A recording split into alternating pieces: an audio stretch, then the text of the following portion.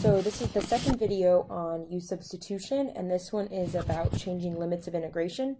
So this one will revolve around if a problem is using U substitution but is also a definite integral, meaning you're going to use f of b minus f of a. So for example, we have this problem where it's the integral from 0 to 1, those are our limits of integration or our bounds, of x times the quantity x squared plus 1 cubed dx. So we're going to start the problem kind of the same way we did by identifying what u should be. So in this case, u is going to be this x squared plus 1, and dx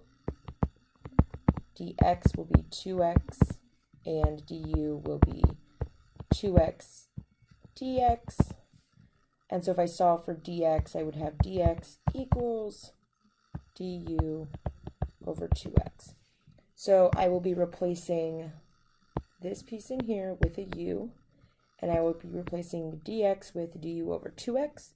So right now I'm going to rewrite this problem as x times u to the third times du over 2x. The x's will cancel, and I'm going to bring this coefficient out front. So this piece right here is actually 1/2. So I have 1/2 integral of u cubed du. And so the only thing that's different about these problems is this one started with bounds.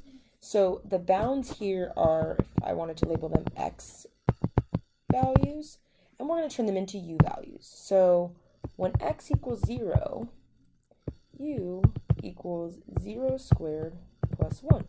I'm plugging in this x coordinate here. So u will be 1. When x equals 1, which is our upper bound, u will equal 1 squared plus 1. U will equal 2. Now, when you do this and you change the bounds, then you don't have to go back to the x's in the problem. You can actually just finish the antiderivative here. So here's what I have. I have 1/2. The integral of u cubed is 1/4 u to the 4th from 1 to 2. And since these are u values, I don't have to change anything. So just simplifying a little bit, this is 1/8, and it's u to the 4th from 1 to 2. So I have 1/8 times 2 to the 4th, which is 16, minus 1 to the 4th, which is 1, which ends up being 15 over 8.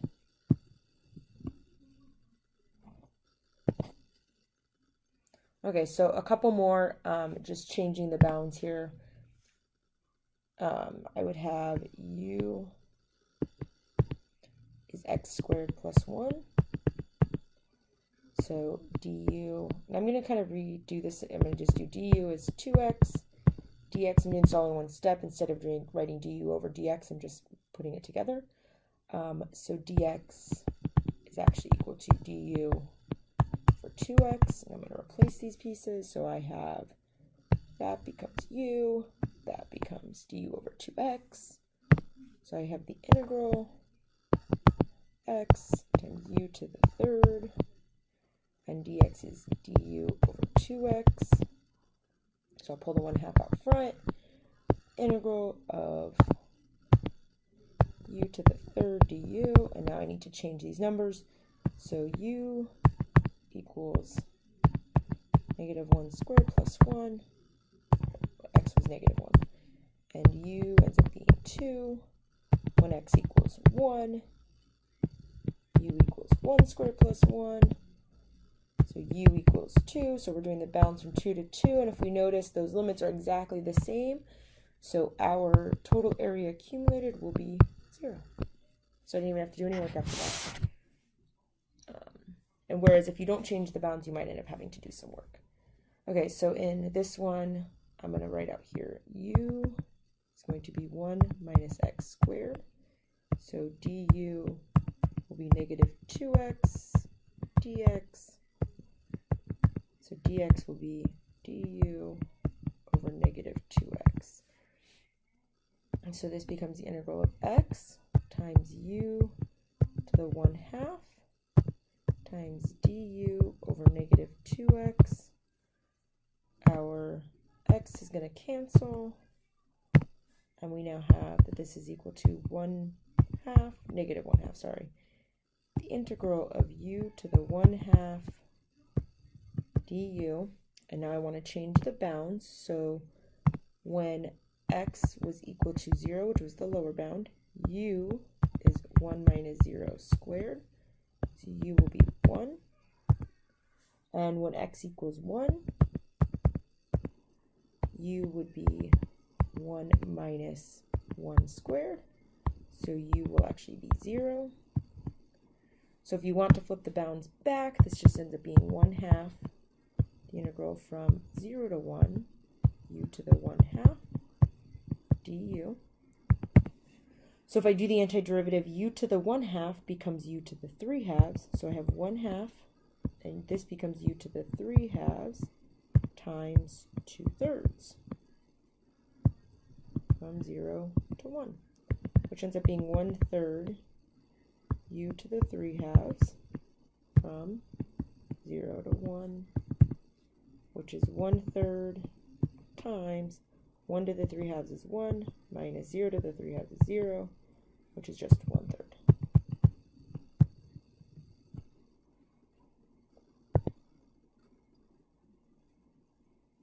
Okay, so this example is just a repeat of actually what you guys did in class during the first lesson. I'm going to call this reverse u substitution. This does not have bounds, so it's not really changing limits of integration. I just wanted a piece of a video to have reverse u substitution. So what we did, if you remember, is that we identified u to be 2x minus 1, and then we were like, oh, du is 2 dx, and you are a demigod of numbers. You cannot multiply variables into the problem, which is a problem because you still have this x and he's going to get trapped there. So we're going to scratch that. If that happens, and it seems like you might just need a bigger function, you can actually make u the square root of 2x minus 1. And then you can rewrite this problem as u squared equals 2x minus 1, or u squared plus 1 equals 2x, or x equals u squared plus 1 divided by 2. And so I could still do the derivative. This would say dx equals, and I'm going to pull this 1/2 out front. 1/2, and the derivative of u squared would be 2u du. So that ends up being dx equals u du. Okay. So when I replace this, I have a lot of things I have to actually replace. I have to replace the x with u squared plus 1 over 2.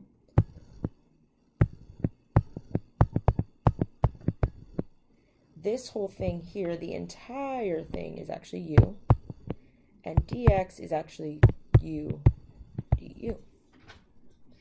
So that whole thing is u to the 4th plus u squared all over 2, so I'm going to pull the 1/2 out front, du.